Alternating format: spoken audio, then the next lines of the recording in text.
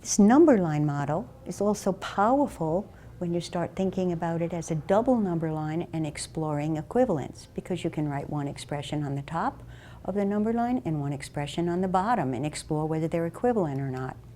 This is going to become a powerful model, in fact, also for the development of algebra. Imagine a frog from Mark Twain's Calaveras County frog jumping. And imagine what referees do in frog jumping, by the way, is that they measure the length of the frog's jump, which really encompasses several jumps and some little steps.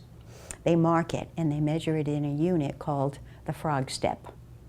So here's a frog that has done 4 jumps. And we will agree that if we're the referee, we're going to agree to assume that all the jumps are actually the same distance apart, because that's what the referee does in the jumping contest. This frog has gone 4 jumps and 8 steps, and he's landed at 52. So 4j plus 8 equals 52. My question is, how far will 2 jumps and 4 steps be? Now, if we're products of traditional schooling, most of us want to solve for j first.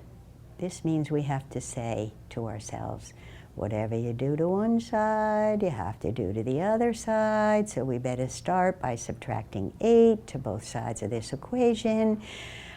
Oh my goodness. All right, we've got a lot of steps. We get the solution for j, and then we plug it in, and we can figure out 2j plus 4. But you know what? If we treat 4j plus 8 and we think about it on the number line, we can almost imagine that 2j, twice 2j plus 4, twice is going to get us to the same place, right?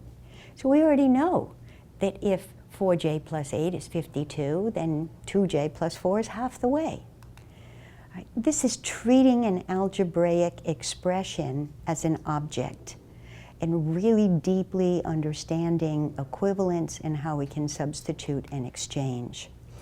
Now, this becomes really critical as we get to algebra. This is a common misconception in the literature that researchers have found that kids make this mistake all the time. It was found that children were asked to find an equivalent expression to 3x plus 36.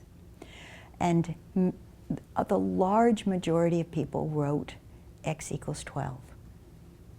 And that's because there's no equation here. You can't even solve for x, right?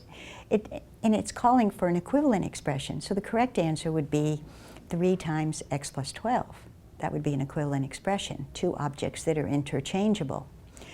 But children are so used to hitting an equation where they're asked to solve for x that even when they see an expression, they immediately go to trying to solve for x. And they think to themselves, 3 times 12 equals 36. That's not at all what it says here.